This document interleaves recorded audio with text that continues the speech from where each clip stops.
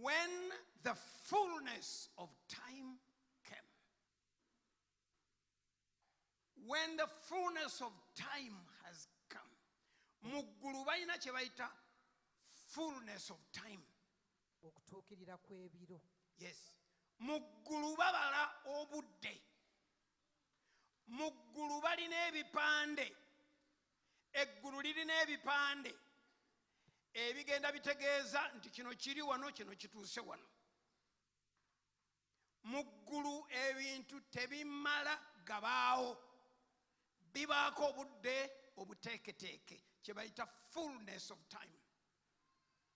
Kati obudde bwe bwatuuka obw'okununula abo abaali bafugibwa amateeka.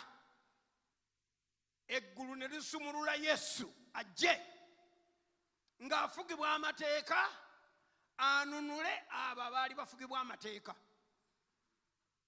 Katonda yatuma omwana we.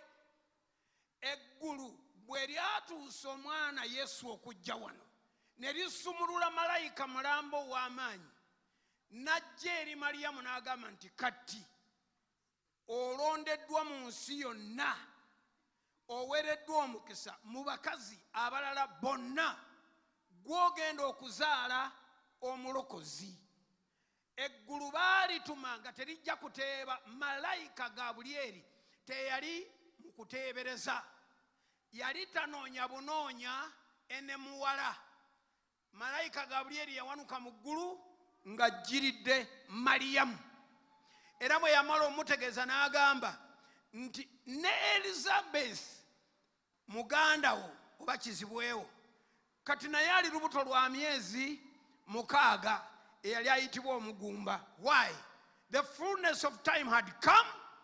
Ng'omulokozi ateekwa kujja, kyokka n'ono agenda okumulanga naye yamala dde okujja mu lubuto lwa nnyina kati yawezezaamu emyezi 6. Eggulu lyajja limanya ekyo. Kati ffe abali wano nze malayika wammwe mbabuulira.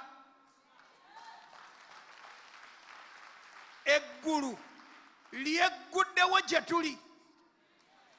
Ennaku zino nze ndibabuulira nga lyeggadde ne mbaga ti kakati tukole ebirala. Naye kati nze mbabuulira eggulu lyeguddewo, osabe esaala ntono bweti Katonda akole kinene bwe kiti. Era eggulu kye lyogedde bajja kukikola. Ekyo kijja kukolebwa oba oyagala oba toyagala, kubanga eggulu teririmba, teryewaayiriza, teryejwetekako bigambo. Katonda bw'ayogera ekigambo kibanga bw'agambye.